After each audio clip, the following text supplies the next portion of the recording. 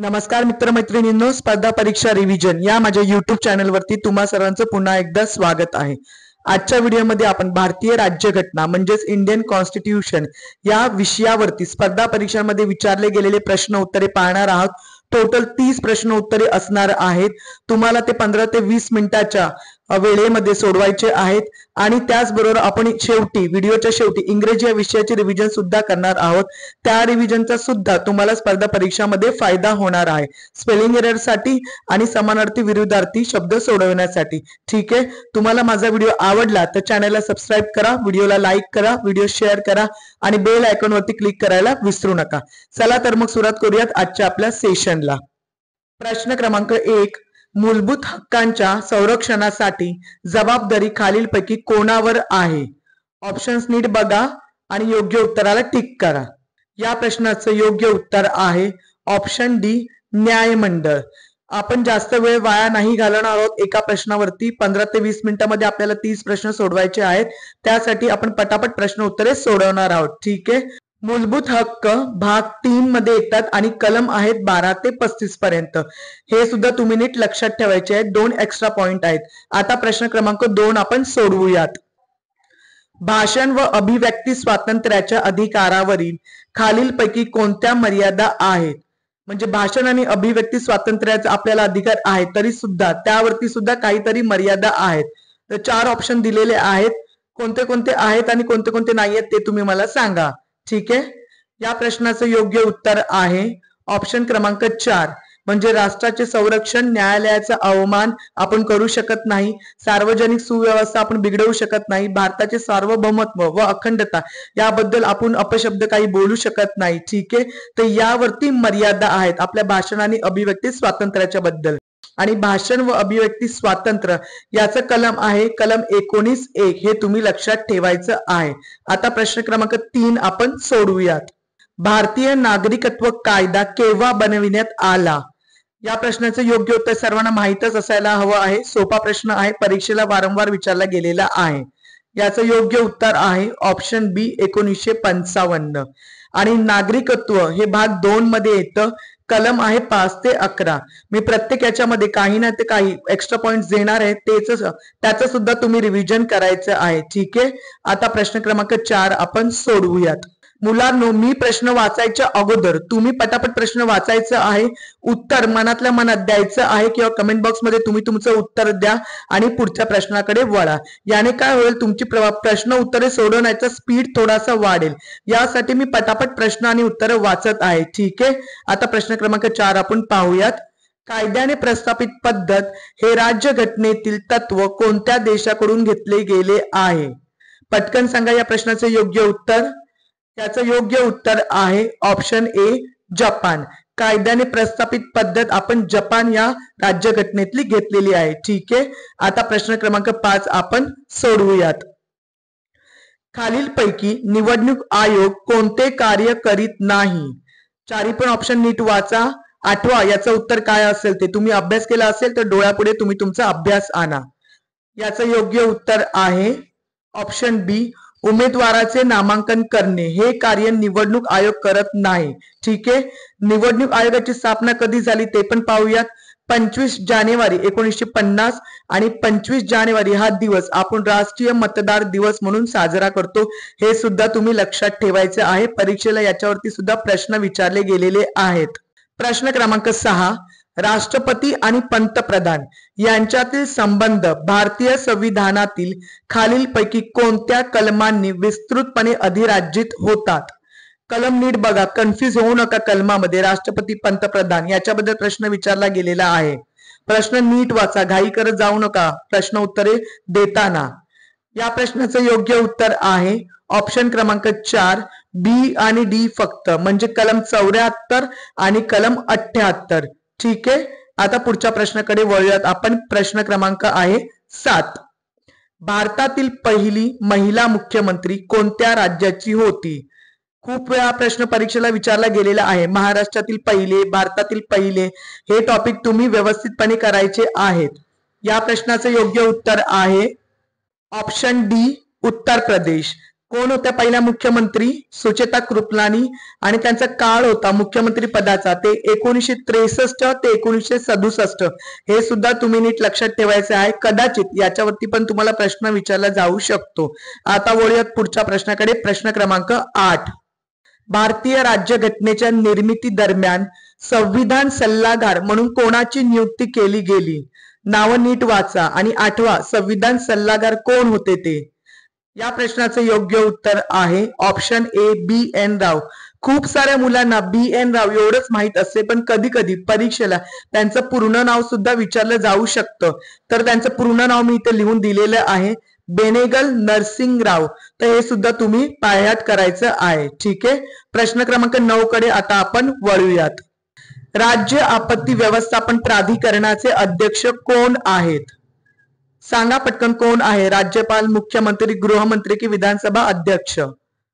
Comment मध्ये उत्तर द्या. याचं योग्य उत्तर आहे ऑप्शन बी मुख्यमंत्री. राज्य आपत्ती व्यवस्थापन प्राधिकरणाचे अध्यक्ष मुख्यमंत्री असतात, हे तुम्ही लक्षात ठेवायचं आहे. आता प्रश्न क्रमांक 10 पाहूयात. कठीण प्रश्न आहे की सोपा प्रश्न आहे? ठीक आहे.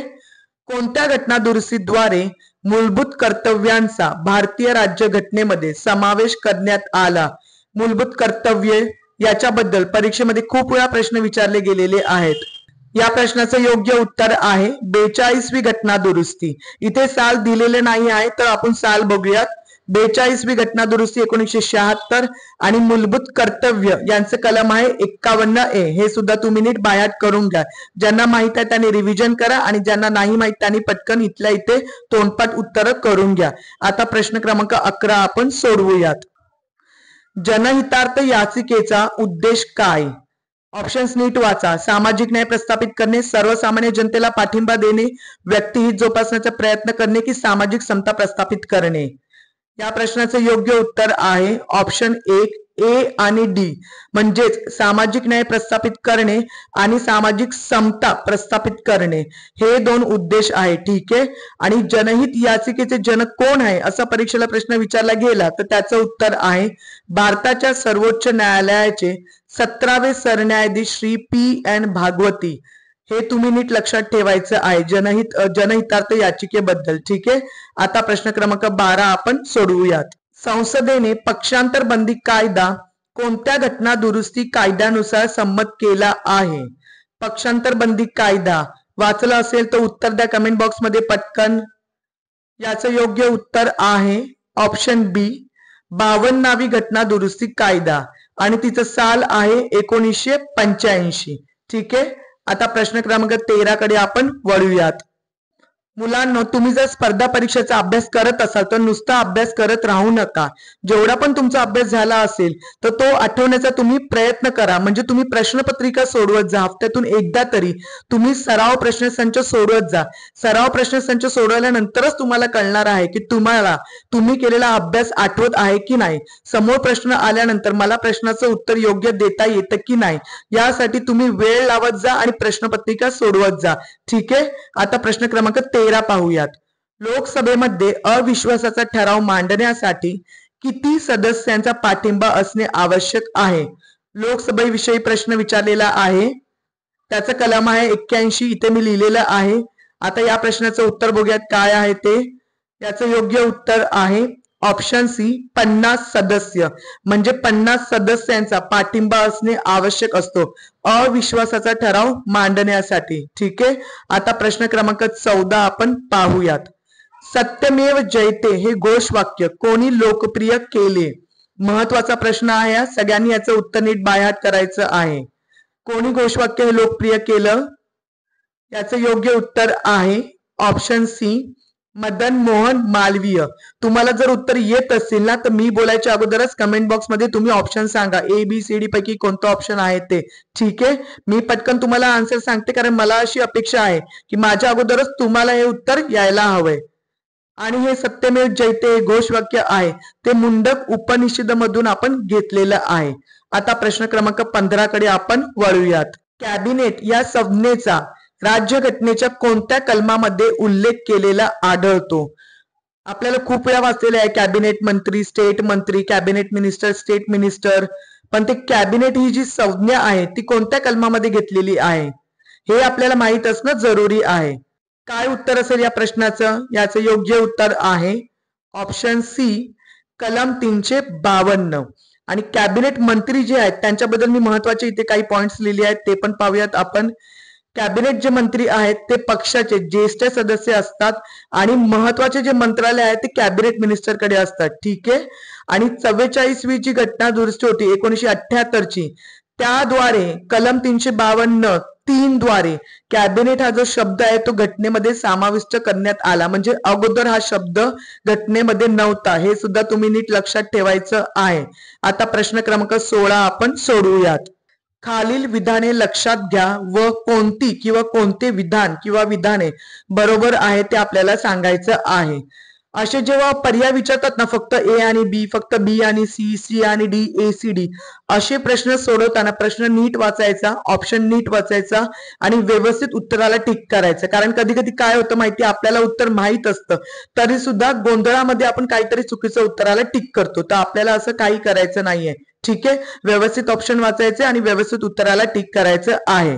आता ही विधाने तुम्ही वाचलेलीच असतील. मला सांगा आता कोणतं विधान बरोबर आहे ते. योग्य उत्तर सांगा. या प्रश्नाचं योग्य उत्तर आहे ऑप्शन 4, ए, सी आणि डी. म्हणजे ए, संविधानाच्या 165व्या कलमानुसार राज्याच्या महाधिवक्त्याची तरतूद करण्यात आली, हे बरोबर आहे. आणि त्याला राज्याच्या विधिमंडळाच्या कामकाजात भाग घेण्याचा व मत मांडण्याचा अधिकार आहे, ते सुद्धा बरोबर आहे. आणि तो राज्य शासनाचा सर्वोच्च कायदेविषयक सल्लागार आहे, हे सुद्धा बरोबर आहे. तर बी चुकीचं आहे. महाधिवक्त्याची नियुक्ती राष्ट्रपती करतो ना, ते चुकीचं आहे. कारण त्यांची जी नेमणूक आहे ते राज्यपाल करतात. इथे मी खाली लिहून दिलेलं आहे आणि हे तुम्ही लक्षात ठेवायचं आहे. आता प्रश्न क्रमांक 17 पाहूयात. निवडणूक प्रचार केव्हा थांबविला जातो? मला तर असं वाटतं या प्रश्नाचं उत्तर ऑलमोस्ट सगळ्यांना माहित असेल. मी पटकन उत्तर सांगून टाकते. याचं योग्य उत्तर आहे ऑप्शन डी, मतदानाच्या 48 तास अगोदर आपण प्रचार थांबवतो. ठीक आहे. आता प्रश्न क्रमांक 18 आपण सोडवूयात. देशातील कायद्यांची निर्मिती करणारी सर्वोच्च संस्था म्हणजे टिंबटिंब होय. कोण आहे कायद्यांची निर्मिती करणारी सर्वोच्च संस्था? कोणती आहे? याचं योग्य उत्तर आहे ऑप्शन सी, संसद. ठीक आहे. देशातील कायद्यांची निर्मिती करणारी सर्वोच्च संस्था संसद आहे आणि राज्यातील कायद्यांची निर्मिती करणारी सर्वोच्च संस्था जी आहे तिला विधानमंडळ म्हणतात. दोघांमध्ये फरक आहे, तो तुम्ही नीट लक्षात ठेवायचा आहे. आता प्रश्न क्रमांक 19 आपण सोडवूयात. महाराष्ट्रातून लोकसभा व राज्यसभेवर निर्वाचित होणाऱ्या सदस्यांची एकूण सदस्य संख्या टिंबटिंब आहे. लोकसभा आणि राज्यसभा दोन्ही मिळून विचारलेलं आहे.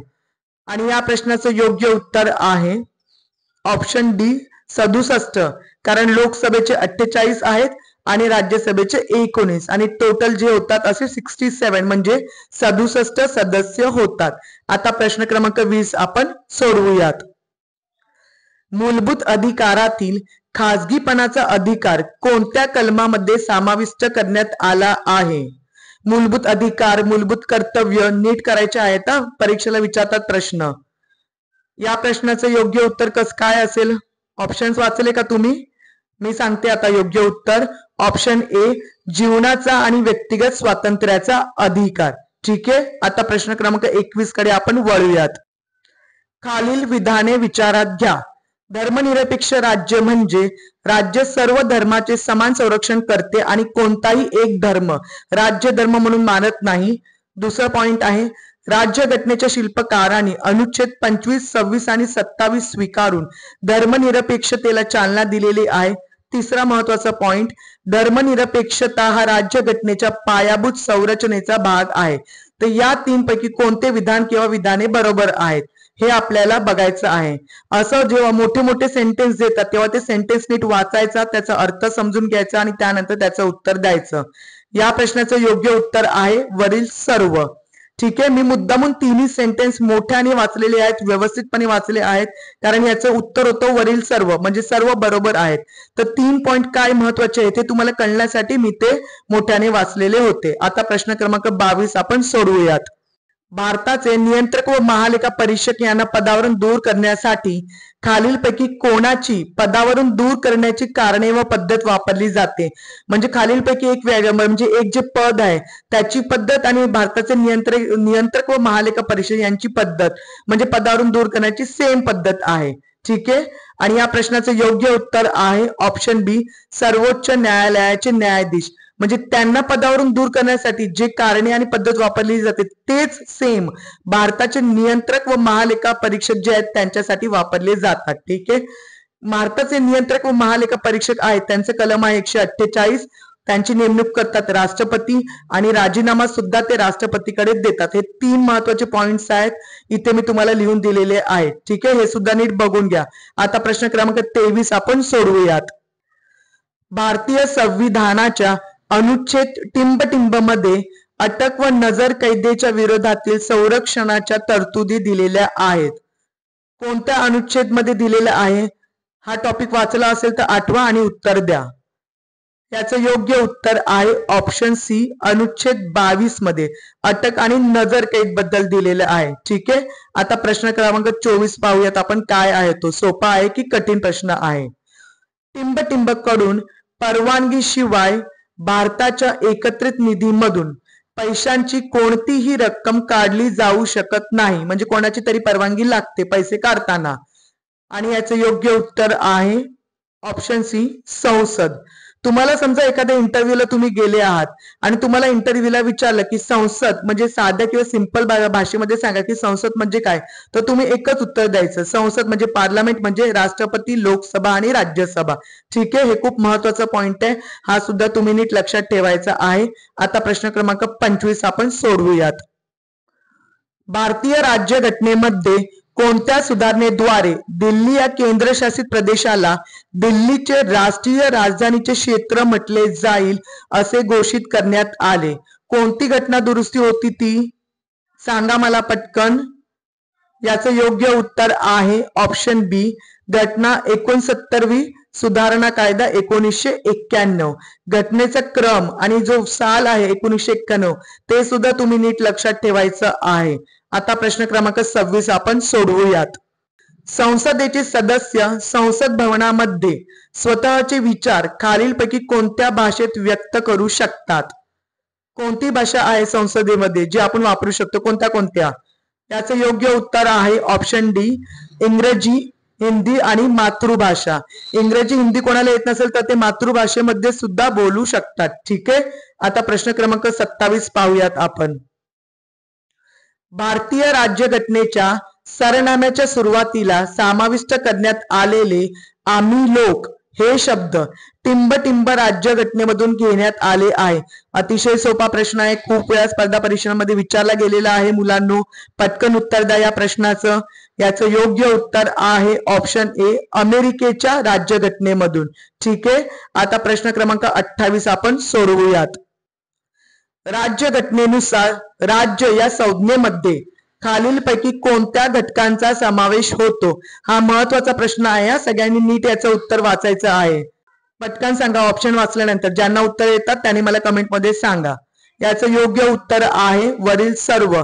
म्हणजे राज्य ही जी डेफिनेशन आहे त्याच्यामध्ये भारत सरकार आणि संसद येतं, राज्य सरकार आणि विधिमंडळे येतात, सर्व स्थानिक प्राधिकरणे येतात आणि अन्य सर्व प्राधिकरणे हे सुद्धा त्याच्यामध्ये येतंय. ज्यांना कोणाला माहित नसेल तर त्यांनी परत व्हिडिओ बघून सगळे प्रश्न उत्तरे नीट रिपीट वाचायची आहे. ठीक आहे. आणि हा प्रश्नाचं उत्तर खूप महत्वाचं आहे, तुम्ही लक्षात ठेवायचं आहे. आता प्रश्न क्रमांक 29 आपण सोडवूयात. प्रसार माध्यमे हा लोकशाहीचा कितवा स्तंभ आहे? आय थिंक सगळ्यांना या प्रश्नाचं उत्तर माहित असणार आहे. प्रसार माध्यमे, मीडिया, याचं योग्य उत्तर आहे चौथा स्तंभ. लोकशाहीचे 4 स्तंभ आहेत, चौथा प्रसार माध्यमे आहेत. तर पहिले 3 पण मी इथे दिलेले आहे.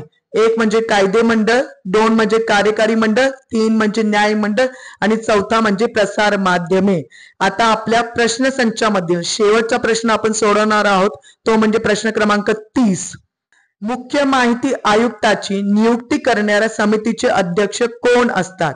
समितीचे अध्यक्ष विचारलेले आहे, नियुक्ती कोण करतात ते नाही विचारलेले आहे. समितीचे अध्यक्ष नीट वाचा. या प्रश्नाचं योग्य उत्तर आहे ऑप्शन सी, पंतप्रधान. आणि मुख्य माहिती आयुक्ताची नियुक्ती कोण करतं, तर ती नियुक्ती राष्ट्रपतीद्वारे होते. हे सुद्धा तुम्ही बघायचंय. आता आपण इंग्रजी रिव्हिजनला सुरुवात करूयात. इंग्रजी रिव्हिजनचा तुम्हाला असा फायदा होणार आहे की असे खूप सारे शब्द आहेत जे तुम्हाला मराठीमधून पण कळतील की इंग्लिश शब्दाला मराठीतून काय बोलतात आणि मराठी शब्दाला इंग्लिश मधून काय बोलतात. आणि दुसरं महत्वाचं मध्ये तुम्हाला स्पेलिंग एरर पण इथे सॉल्व्ह होऊन जाईल. तुमचे समानार्थी विरुद्धार्थी शब्द पण होऊन जातील, कारण आपल्याला एखाद्या शब्दाचा अर्थ माहित असेल तरच आपण त्याचे समानार्थी आणि विरुद्धार्थी उत्तर देऊ शकतो. तिसरं म्हणजे तुम्हाला एखादं कोणतं लेटर, तुम्ही मोठ्या उच्च पदावरती जर कामाला लागलात, तुम्हाला कोणतं लेटर आलंय, मराठीतलं लेटर इंग्लिशमध्ये ट्रान्सलेट करायचं, इंग्लिश मधलं लेटर मराठी ट्रान्सलेट करायचंय, तर हे शब्द तुम्हाला उपयोगी पडणारे आहेत. ठीक आहे, तर आपण या शब्दांची आता सुरुवात करूयात. पहिला शब्द आहे संसद, त्याला पार्लमेंट बोलतात. राष्ट्रपतीला प्रेसिडेंट बोलतात. पंतप्रधानला प्राईम मिनिस्टर बोलतात. सगळ्यांना माहित आहेत, खूप सोपे सोपे शब्द पण आहेत त्याच्यात, कठीण शब्द पण आहेत, तरी सुद्धा आपण रिव्हिजन करूया एकदा सर्व शब्दांची. मुख्यमंत्रीला चीफ मिनिस्टर बोलतात. महान्यायवादीला अटॉर्नी जनरल बोलतात. अटॉर्नीची स्पेलिंग एरर मध्ये परीक्षेला विचारतात इंग्लिश या विषयामध्ये. राजकीय पक्ष म्हणजे पॉलिटिकल पार्टी. भाषण व अभिव्यक्ती स्वातंत्र्य म्हणजे freedom of speech and freedom of expression. अधिकारला राईट्स बोलतात. मूलभूत हक्क म्हणजे फंडामेंटल राईट्स. संरक्षण म्हणजे प्रोटेक्शन आणि सेक्युरिटी असं बोलतात. पुढचा शब्द आहे जबाबदारी. जबाबदारीला रिस्पॉन्सिबिलिटी बोलतात. रिस्पॉन्सिबिलिटीची स्पेलिंग बघा, ती सुद्धा स्पेलिंग एरर मध्ये विचारतात. कायदे मंडळला लेजिस्लेचर किंवा लॉ बोर्ड असं बोलतात. कार्यकारी मंडळ म्हणजे एक्झिक्युटिव्ह बोर्ड. बदनामी म्हणजे डिफमेशन. डिफमेशन हा जो शब्द आहे स्पेलिंग नीट बघून घ्या, हे समानार्थी शब्दामध्ये इंग्रजीच्या विषयामध्ये आपल्याला विचारले जातात. समावेश करून घेणे म्हणजे इन्क्लूड करून घेणे. एकात्मता म्हणजे सॉलिडॅरिटी. नागरिकत्व म्हणजे सिटिझनशिप. राज्यघटना म्हणजे कॉन्स्टिट्यूशन. सार्वभौमत्व म्हणजे सॉव्हरेनिटी. सॉव्हरेनिटीची स्पेलिंग खूप वेळा परीक्षेला विचारलेली आहे स्पेलिंग एरर मध्ये. सल्लागारला इंग्रजीमधून ऍडवायझर बोलतात. नियुक्तीला अपॉइंटमेंट बोलतात. राज्य आपत्ती व्यवस्थापन प्राधिकरण म्हणजे स्टेट डिझास्टर मॅनेजमेंट ऑथॉरिटी असं म्हटलं जातं. अध्यक्षाला प्रेसिडेंट बोलतात. मूलभूत कर्तव्य म्हणजे फंडामेंटल ड्युटीज म्हणजे कर्तव्य म्हणजे ड्युटी. घटना दुरुस्ती म्हणजे अमेंडमेंट. केंद्रशासित प्रदेश म्हणजे युनियन टेरिटरी आपण बोलतो. टेरिटरीची स्पेलिंग बघून घ्या. लोकशाही म्हणजे डेमोक्रेसी. संज्ञाला आपण बोलताना डेफिनेशन बोलतो, पण स्पेलिंग डेफिनिशन आहे. DEFINITION. डेफिनिशनची स्पेलिंग परीक्षेला स्पेलिंग एरर मध्ये खूप वेळा विचारलेली आहे. घटकला फॅक्टर्स बोलतात. मुख्य माहिती आयुक्त म्हणजे चीफ इन्फॉर्मेशन कमिशनर असं बोलतात. कमिशनरची स्पेलिंग सुद्धा खूप वेळा परीक्षेला विचारली गेलेली आहे स्पेलिंग एरर साठी. पुढचा शब्द आहे समितीला कमिटी बोलतात. कमिटीची स्पेलिंग पण बघून घ्या, COMMITTEE. प्रसार माध्यमे म्हणजे मीडिया. स्तंभ म्हणजे पिलर. लोकसभा सभापती म्हणजे लोकसभा स्पीकर. कलमला आर्टिकल बोलतात. लोकलेखा समिती म्हणजे पब्लिक अकाउंट्स कमिटी. नियंत्रक व महालेखा परीक्षक म्हणजे comptroller and auditor general of India. धर्मनिरपेक्ष राज्य आपण बोलतो ना, त्याला सेक्युलर स्टेट असं आपण बोलतो. महाधिवक्ताला ऍडव्होकेट जनरल असं म्हटलं जातं. त्याच्यानंतर पुढचा शब्द आहे आपला धार्मिक स्वातंत्र्याचा अधिकार म्हणजे right to freedom of religion. समानतेचा अधिकार म्हणजे राईट टू इक्वॅलिटी. शोषणाविरुद्धचा अधिकार म्हणजे राईट अगेन्स्ट एक्सप्लॉयटेशन. पक्षांतर बंदी कायदा म्हणजे अँटी डिफेक्शन लॉ. निवडणूकला इलेक्शन बोलतो आपण. जनहितार्थ याचिका म्हणजे PIL बोलतो, म्हणजे पब्लिक इंटरेस्ट लिटिगेशन. राज्य विधिमंडळ म्हणजे स्टेट लेजिस्लेचर आणि राज्यपालला आपण गव्हर्नर बोलतो. इंग्रजीची रिव्हिजन तुम्ही कराल ना मित्रांनो, माझ्या प्रत्येक व्हिडिओमध्ये तुम्हाला त्याचा खूप म्हणजे खूप फायदा होणार आहे. खूप सारे शब्द आहेत जे तुमच्या आजूबाजूच्या व्यवहारामध्ये वापरले गेलेले शब्द आहेत आणि त्या शब्दांचं तुम्हाला माहितच नाही का, अरे बापरे या शब्दाला असं बोलतात मराठीतून, या शब्दाला इंग्रजीमधून असं बोलतात. तुमचं तुम्हालाच कुतूहल आणि नवल वाटेल, म्हणून व्हिडिओ शेवटपर्यंत पहा. सर्व प्रश्नपत्रिका सोडवल्यानंतर तुम्ही इंग्लिशची रिव्हिजन सुद्धा करा, म्हणजे तुमची 2 विषयाची रिव्हिजन इकडेच्या इकडे होणार आहे. ठीक आहे, आणि माझा व्हिडिओ जर आवडला असेल तर चॅनलला नक्की सबस्क्राईब करा, व्हिडिओला लाईक करा, व्हिडिओ शेअर करा आणि बेल आयकॉनवर क्लिक करायला विसरू नका. धन्यवाद.